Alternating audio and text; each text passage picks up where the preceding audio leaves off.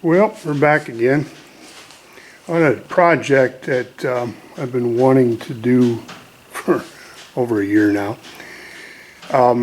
This is a track off of a snowmobile that I'm restoring.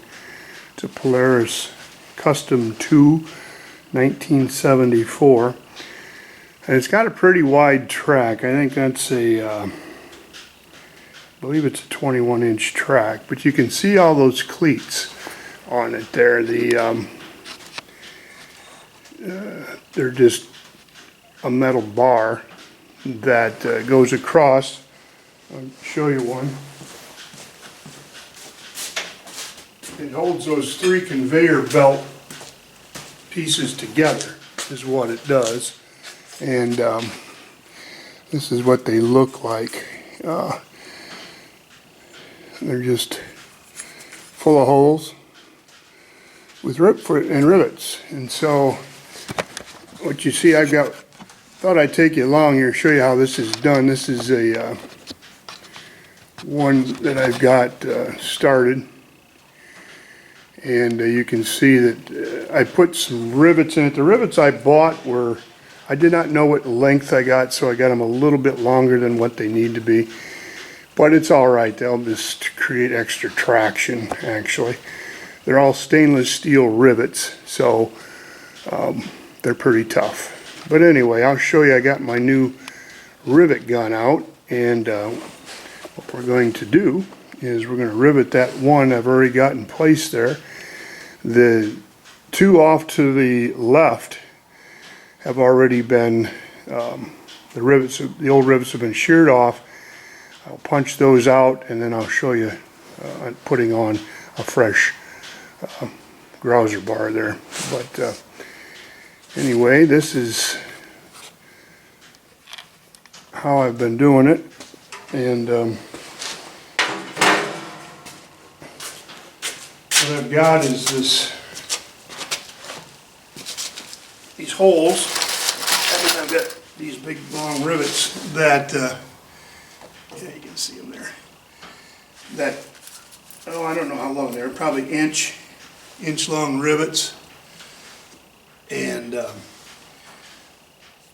once you pop off the rivet heads of the old track cleat, then you can just take the old holes and you just stick those supposedly right on through there.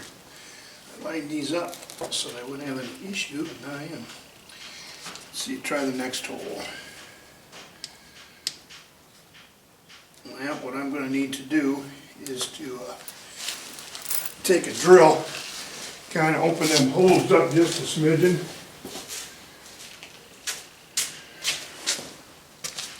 So what we do is we just take a drill back through it like this. 3/16-inch drill.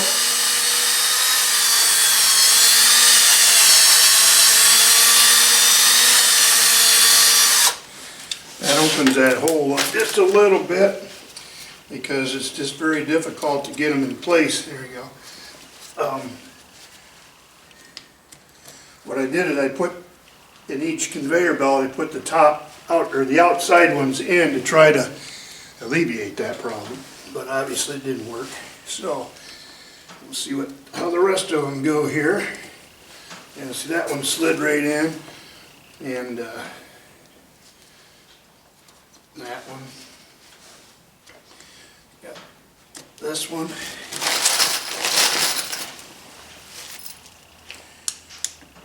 And another one there. Got 4 down on the bottom. Those all slide into place too. Well, so now what you do with your rivet gun is, this is the air-powered rivet gun that I purchased for this very project, and you can see that rivet right there. You just squeeze the trigger, making sure this rubber belt is tight to this cleat, as tight as it can get.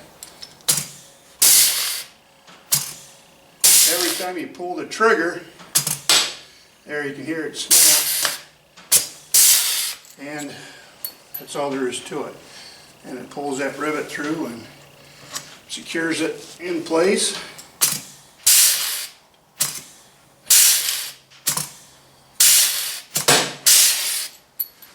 And that's how that's done. So let me zoom in here a little bit and I'll give you a closer shot of that actually taking place. Hopefully you can see it.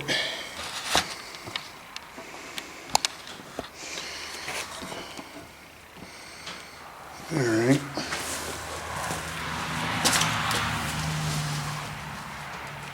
You can watch that rivet. There's a pin that pulls down through the center of it. It pulls it into place.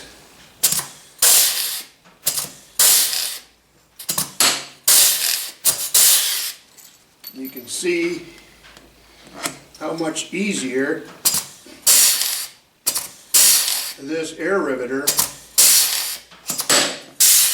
makes, because otherwise you would be cranking these things in here by hand. Being that they're stainless steel, that would be very difficult to do.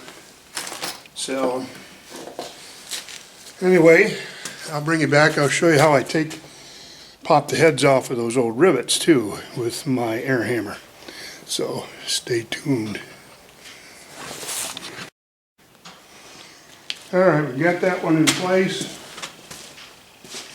Now what we're going to show you is how I take the rivets out. I've already run the air hammer over them to shear the heads off of the rivets, but the rivets are still in place, so I take a center punch. Hope you can all see that. It's far away.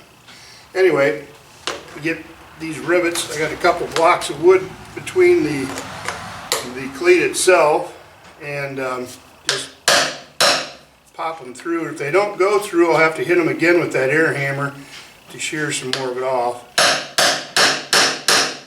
like that one. So I'll show you how the air hammer works.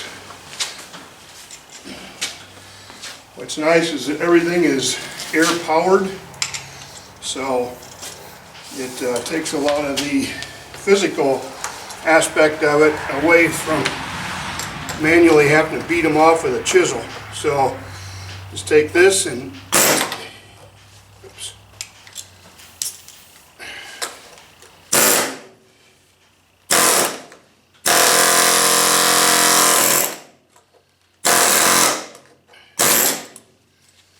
like that. That takes the rest of that head off, and then pop them right out. You can see right there one of the rivets that popped. And so you go back down through, and each one of these cleats has got there's 4, 6, and 4, so 14 rivets that need to be removed, and 14 new ones put in place. But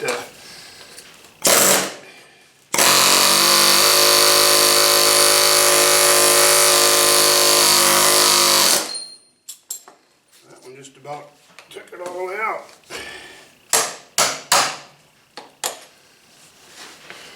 But you can see that these cleats cracked right in the middle, and it just from years of use. Of course, this machine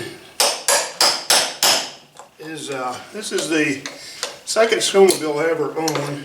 I bought it used in I believe 1978.